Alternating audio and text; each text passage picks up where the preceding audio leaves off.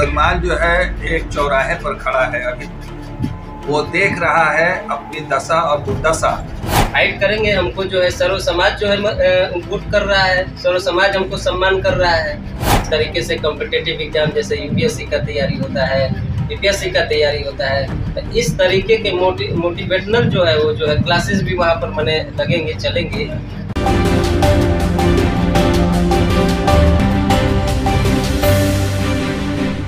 काराकाट लोकसभा क्षेत्र से बहुजन समाज पार्टी के उम्मीदवार धीरज कुमार सिंह ने आज डेहरी ऑन सोन में पत्रकार वार्ता का आयोजन किया, जिसमें उन्होंने पत्रकारों से बातचीत करते हुए कहा कि काराकाट का विकास उनका पहली प्राथमिकता है। उन्होंने कहा कि जिस तरह से चुनाव में धन बल, बाहुबल, जात पात और धर्म का इस्तेमाल हो रहा है, यह लोकतंत्र के लिए ठीक नहीं है।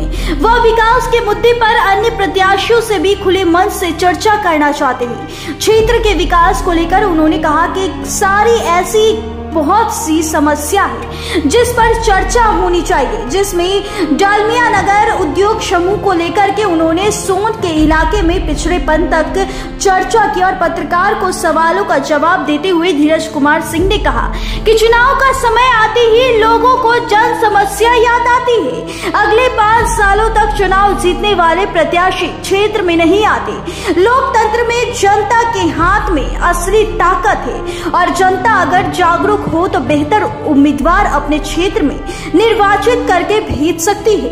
उन्होंने कहा कि शिक्षा, स्वास्थ्य, रोजगार, सड़कों का निर्माण, हॉस्पिटल में डॉक्टर और दवाओं की उपलब्धता, स्थानीय स्तर पर रोजी रोजगार की व्यवस्था, किसानों की समस्या उनकी पहली प्राथमिकता है। आयोजित प्रेस वार्ता में निमेश शुक्ला, पीयूष कुमार सिंह, मनोज कुमार, चुन्नू खान और मदन पासवान और समेत कई पार्टी के पदाधिकारी मौजूद थे। देखिए इस रिपोर्ट में। वैसे में भोजपुरी के पावर स्टार पवन सिंह भी है, अपने आप को कहाँ पाते हैं आप? उस दिग्गज में भी हम अपने आप को दिग्गज मानते हैं, क्योंकि युवा है, युवाओं का यहाँ जोश जगा हुआ है और युवा यहाँ पर बैठा हुआ है पूरे काराकाट क्षेत्र में, तो उसमें भी हम अपने आप को युवा के नाते एक दिग्गज मानते हैं। फाइट कैसे करेंगे आप? फाइट करेंगे, हमको जो है सर्व समाज जो है गुट कर रहा है, सर्व समाज हमको सम्मान कर रहा है। युवा के साथ साथ बूढ़े बुजुर्ग सब लोग सम्मान कर रहे हैं। वो तो ये कह रहे हैं कि आप तो अपने क्षेत्र में रहिएगा, यहाँ सुख दुख में शामिल होइएगा, तो वैसे नेता चाहिए जो आपके बीच में रहे। इस काराकाट संसदीय क्षेत्र को वैसा नेता नहीं चाहिए कि आज चुनाव में आए हैं और फिर उसके बाद फिर अपना ठिकाने में ढूंढ करके वहाँ बैठ जाए। शिक्षा को लेकर आप क्या किस तरह से मुद्दा रहेगा? आप एक शिक्षित पढ़े हुए उम्मीदवार के रूप में आ रहे हैं, तो पहला प्राथमिकता क्या रहेगा, शिक्षा या और कोई विकास? नहीं, पहली प्राथमिकता शिक्षा होगी। जो हमारे क्षेत्र में अशिक्षित है लोग, जो भी युवा जो पढ़ने के लिए उनके अंदर मैंने दिलचस्पी है, जज्बा है कि नहीं हम कुछ करें, तो उनके लिए शिक्षा के लिए व्यवस्था होगी, प्राथमिकता होगी और उनको जो है हायर एजुकेशन की व्यवस्था के लिए कोई व्यवस्था होगी। जिस तरीके से कॉम्पिटिटिव एग्जाम जैसे यूपीएससी का तैयारी होता है, बीपीएससी का तैयारी होता है, तो इस तरीके के मोटिवेशनल जो है वो जो है क्लासेस भी वहाँ पर मने लगेंगे, चलेंगे और युवाओं के लिए शिक्षा के क्षेत्र में बहुत बेहतर कार्य किया जाएगा। इस इलाके के लिए रोजगार की व्यवस्था क्या करेंगे लोग? इस इलाके के लिए रोजगार की व्यवस्था तो आपके क्षेत्र में पड़ा हुआ है, बंद कारखाने उसको चालू करवाना है, उसमें कोई अलग से मने स्थापित भी नहीं करना है, बंद कारखाने को चालू करवाना है, तो रोजगार अपने आप क्रिएट हो जाएगा। बहुत लोग यहाँ पर वादा करते हैं और जीत जाते भी हैं, उसके बाद चले जाते हैं, तो किस तरह से आपको जनता वोट दोगी? जनता के तो ये भी लगेगा कि फिर आप जीतेंगे तो आप भी फिर चले जाएंगे। अभी तक आपको जितने वादे करके गए हैं 45 प्लस के करके गए। एक युवा वादा पहली बार कर रहा है इस काराकाट क्षेत्र में। 45 प्लस वाले आपको वादा करके चले गए, कोई कार्य नहीं किए। हमने भी क्षेत्र भ्रमण कर लिया, काराकाट एकदम पिछड़ा हुआ है, विकास कहीं कुछ नहीं हुआ है।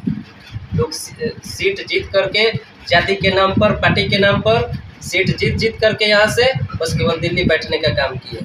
तो पवन सिंह यहाँ पे तो युवा हैं, वो भी यहाँ से ताल ठोक रहे हैं। नहीं ठोक रहे हैं, युवा है ठोक रहे हैं, लेकिन हमसे युवा नहीं है। हमसे उम्र में वो काफ़ी बड़े हैं। बिहार का सबसे शिक्षित जिला रोहतास है आपने काराकाट को ही क्यों चुना, जो सबसे शिक्षित है बिहार का? आपने अत्यंत पिछड़े शिक्षा वाले इलाके को क्यों नहीं चुना? जैसे चुनने की बात, जैसे पार्टी लेवल की चुनाव होती है, पार्टी ने हमको सम्मान दिया, कहा कि नहीं काराकाट आपको लड़ना है, वहाँ पर जनता की मांग है कि वहाँ आप जाइए, युवाओं की मांग है वहाँ पर, तो हमने काराकाट आया चुनाव लड़ने के लिए। एक बार आप लोग मौका देते हैं तो फिर हम आप लोग को मैंने जो भी विकास होगा उस पर खरा उतरेंगे। पवन सिंह को किस रूप में आप देख रहे हैं? पवन सिंह को हम किसी रूप में नहीं देख रहे हैं। लोकतंत्र है, लोकतंत्र में सबको अधिकार है लड़ने का, वो लड़ रहे हैं, हम उनको किसी रूप में क्यों देख रहे हैं? कलाकार है, क्या लगता है उनके वादा पूरा कर पाएंगे? अब ये तो उनकी समस्याएं हैं, वो कर पाएंगे या नहीं कर पाएंगे ये तो उनकी समस्याएं हैं। हम क्या करेंगे, हमसे पूछिए। चुन्नू खान जी हैं, चुन्नू खान जी आप यहाँ के स्थानीय हैं, और जो मुसलमान वोट बैंक है यहाँ का, आपको क्या लगता है AIMM के साथ जाएगा, महागठबंधन के साथ जाएगा या बहुजन समाज पार्टी के साथ जाएगा? देखिए, मैं आपके चैनल के माध्यम से मैं बताना चाहता हूँ कि AIMM के साथ मुस्लिम जो लोग हैं वो 20 से 25% जाएंगे सिर्फ पार्टी के नाम, इसलिए कि ये पार्टी का और जाति का जो हिसाब हमारे यहाँ चल रहा है शुरू से ही, तो इसको हम लोग इतना जल्दी ख़त्म नहीं कर सकते। उस नाम पे 20-25% वोट जाएंगे।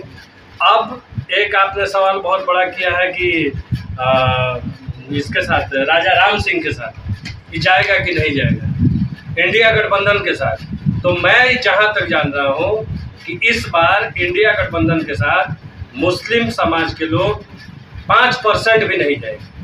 जो रवैया हम लोगों के साथ 30 साल से किया गया है और निकाल करके दूध के मक्खी की तरह निकाल करके फेंका गया है, तो इसलिए अगर जो लोग जाते हैं वहाँ महामूर्ख वाला काम करेंगे जो इंडिया गठबंधन के साथ। यानी शहाबुद्दीन का फैक्टर आपके सासाराम में भी और यहाँ पर भी, रोहतास में भी है? बिल्कुल है, हर जगह है। आपको सीट मिला, उसमें क्या मुस्लिम कैंडिडेट चुनाव लड़ने का लायक नहीं था? सब चीज आपको चाहिए, सारा कुछ आप लड़ेंगे। विधानसभा आपको चाहिए, लोकसभा आपको चाहिए, जिला पार्षद आपको चाहिए, मुखिया आपको चाहिए। हर जगह आप लोग जाकर के टांग अड़ा रहे हैं कि मेरा पार्टी का है, महागठबंधन का है, इसको आप लोग वोट कीजिए। जो निर्दलीय आकर के खड़ा हो रहे हैं, जो आपके पार्टी से जुड़े हुए नहीं है और जुड़े भी हैं तो उनको जगह नहीं दिया जा रहा है, वो क्या करेंगे? उनको जनता के बीच में रहने की इच्छा है, सामाजिक कार्य करने की इच्छा है, उनको जगह नहीं दी जा रही है। जब वो चुनाव में खड़ा हो रहे हैं तो उनको निकाल करके और पार्टी की तरफ से आकर के प्रचार प्रसार करके उनको हरा दिया जाता है। इसलिए मेरा ये विकल्प लिए है हम लोग कि हम लोग किसी भी कीमत पे BSP के साथ में हैं और जहां तक जितना हो सकेगा हम लोग बहुजन समाज पार्टी को यहाँ से जिताने का काम करेंगे। और काफ़ी मेहनत कर रहे हैं हम लोग, दिन रात मेहनत करके।